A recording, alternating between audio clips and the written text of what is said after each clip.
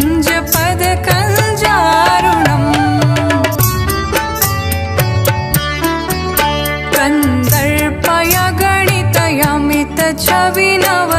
कन्दर्पयगणितयमितछविनवनीलनीरज सुन्दरम् पटपीतमानहु तडितरुचि शुचि नौमि जनकसुतावरम् श्रीरामचन्द्र कृपालु भज मन हरण भव भय दारुणम् नव कञ्जलोचन कञ्ज मुख कर कञ्ज पद कञ्जारुणम् भजु दीनबन्धु दिनेश दानव दैत्य वंश निकन्दनम् रघुनन्दयानन्द कन्द कौशल चन्द दशरथ नन्दनम्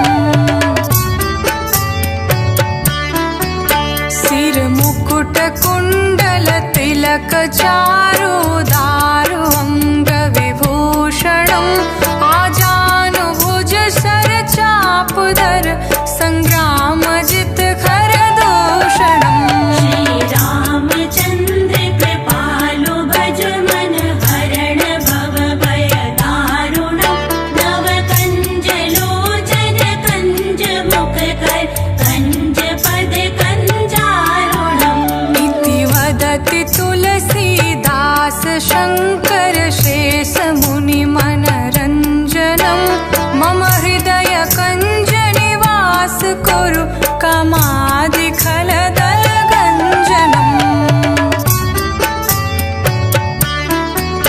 मनुजाहि राच्यउ मिलहि सोवरु सहज सुन्दर सावरो करुणा निधान सुजानशील स्नेहु जानत रावरो श्रीरामचन्द्र कृपालु भज मन हरण भव भय दारुणम् नव कञ्जलोचन कञ्ज मुख कर कञ्ज पद कञ्जारुणम् एहि भाति गौरी असीस सुनि सिय सहित हिय हर सियली तुलसी भवानी पूजि पुनि पुनि मुदित मन मंदिर चली श्री रामचंद्र कृपाल भज मन हरण भव भय दारुणम् नव कञ्जलोचन कञ्ज मुख कर कञ्ज पद कञ्जारुणम् श्रीरामचन्द्र कृपालु भज मन हरण भव भय दारुणम् नव कञ्जलोचन कञ्ज मुख कर कञ्ज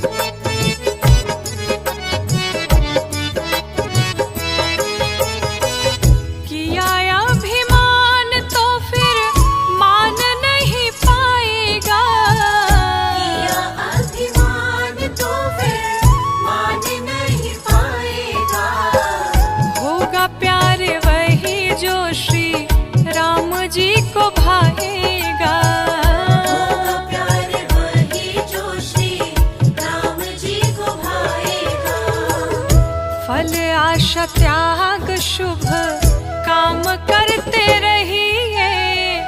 जाहि विधि राखे राम ताहि विधि रहिए। जाहि विधि राखे राम ताहि विधि रहिए।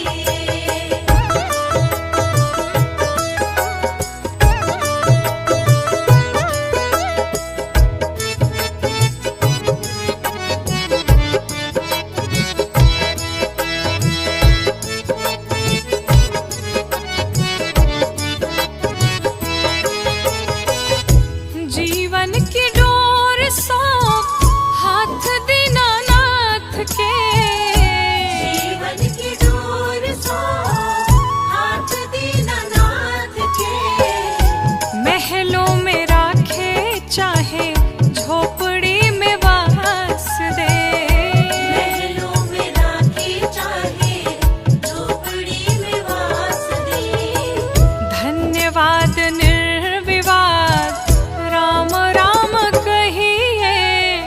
जाहि विधि राखे राम ताहि विधि रहिए। जाहि विधि राखे राम ताहि विधि रहिए।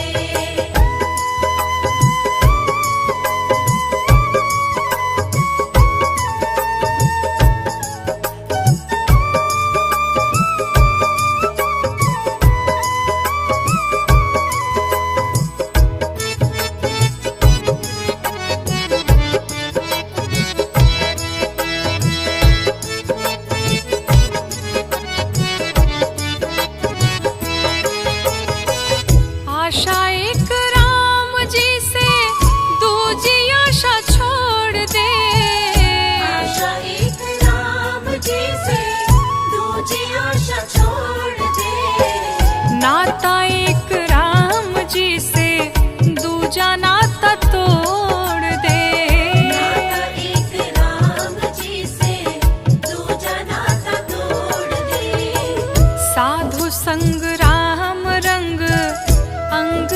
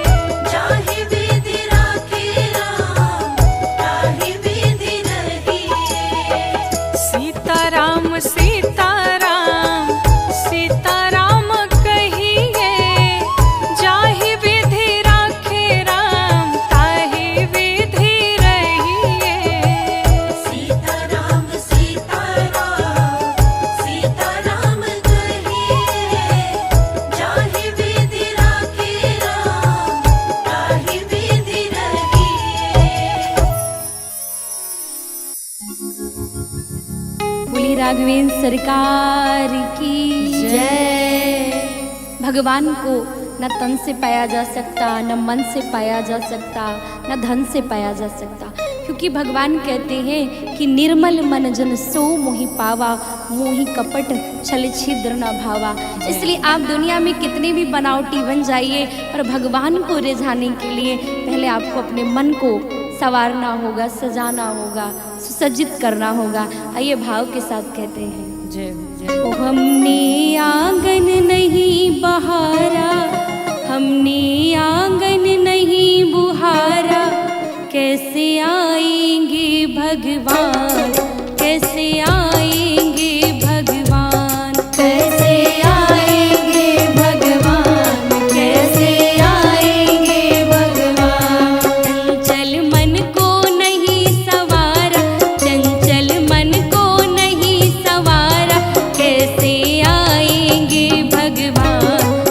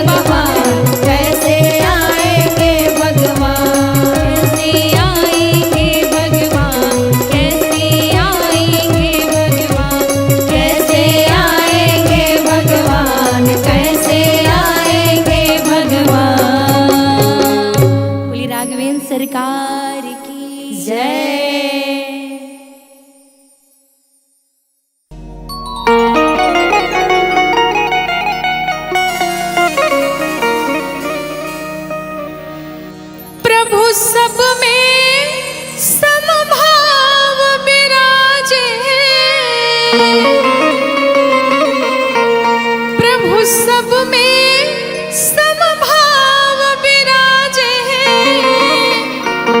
सबका करे उद्धार, बरस रही प्रभु की कृपा अपार, बरस रही प्रभु की कृपा अपार, बरस रही प्रभु की कृपा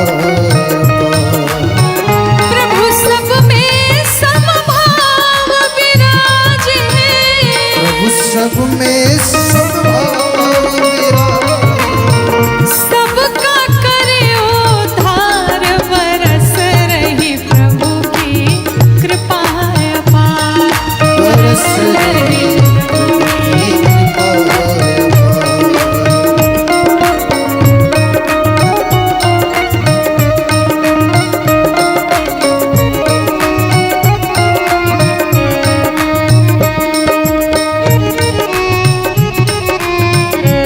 बड़े भाव से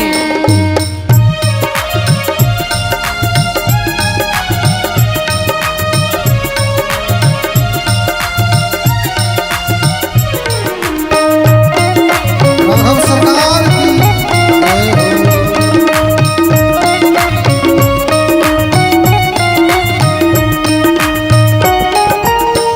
कान मिले सत्संग सुनन को, नयन मिले हरि दर्श करन को, कान मिले सत्संग सुनन को, नैना मिले हरि तरस करन को। कान मिले सत्संग सुनन को, हरि तरस करन को। हाथ मिले सेवा करके नर, हाथ मिले सेवा करके नर, हाथ मिले सेवा करके नर, हाथ मिले सेवा करके नर। मानव जन्म सुधार, बरस रही प्रभु की कृपा अपार,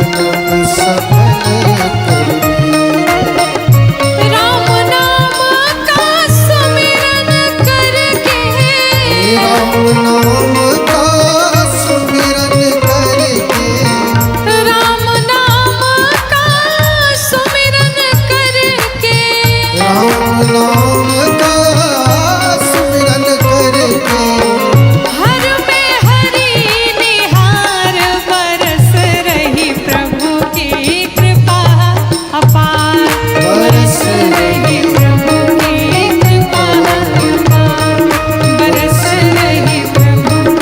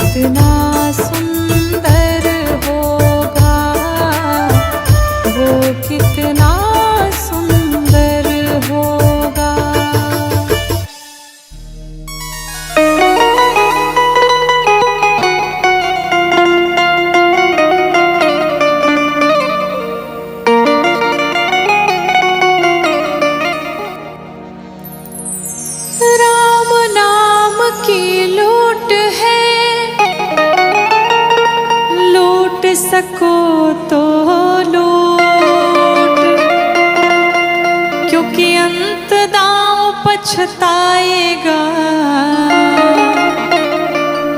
जब प्राण जाएंगे छोड़। बोलिए श्री राघवेंद्र सरकार की। हरे राम नाम सुखदाई, भजन कर भाई, ये जीवन 2 दिन का। राम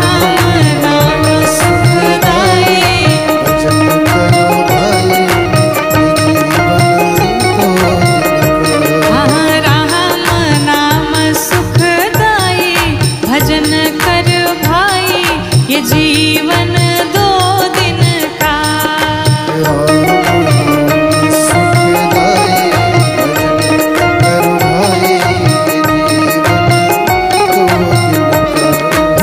बड़े भाव से सभी लोग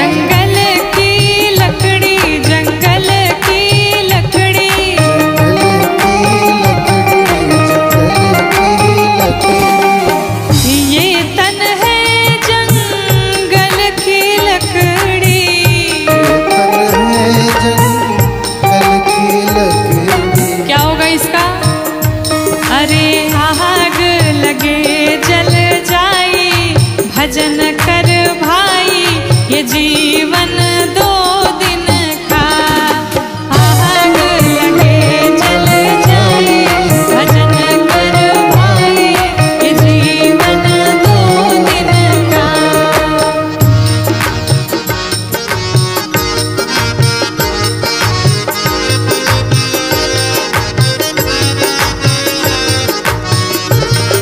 बड़े भाव से हरि बोल।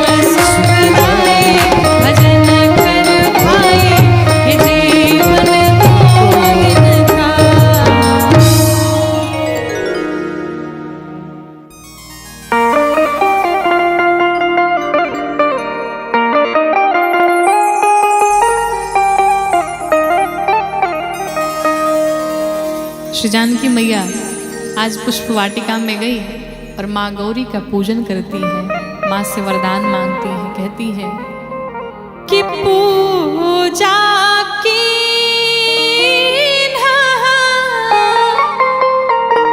अधिक अनुरागा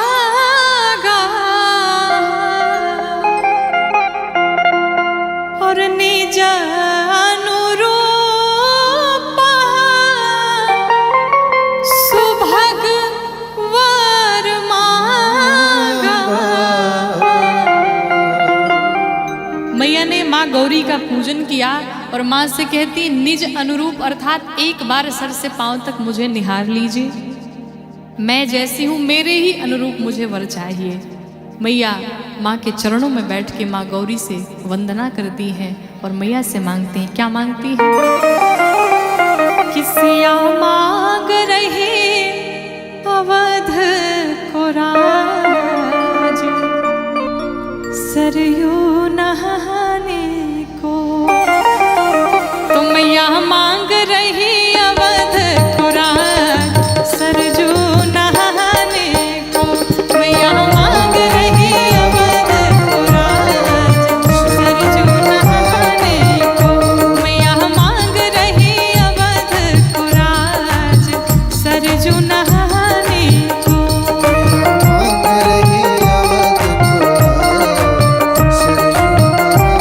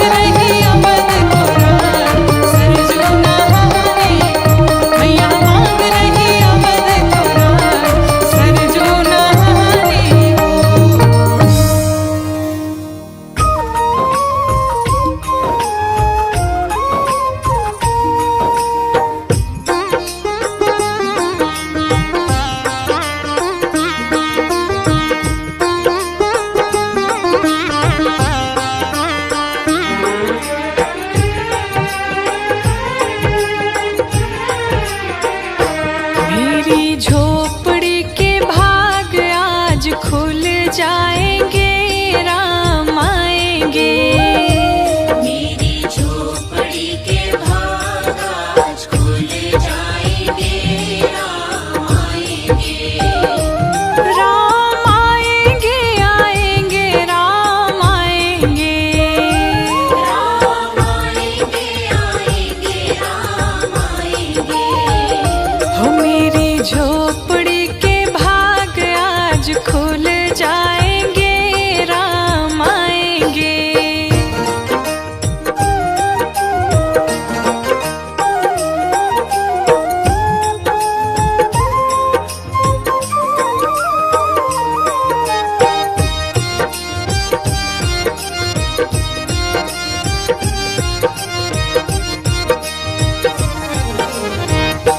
राम झूलेंगे तो झूले ना झूलाऊंगी।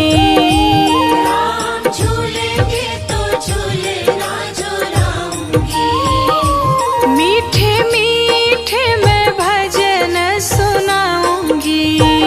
हो मेरी जिंदगी के सारे दुख मिट जाएंगे, राम आएंगे। मेरी झोपड़ी के भाग आज खुल जाएंगे, राम आएंगे।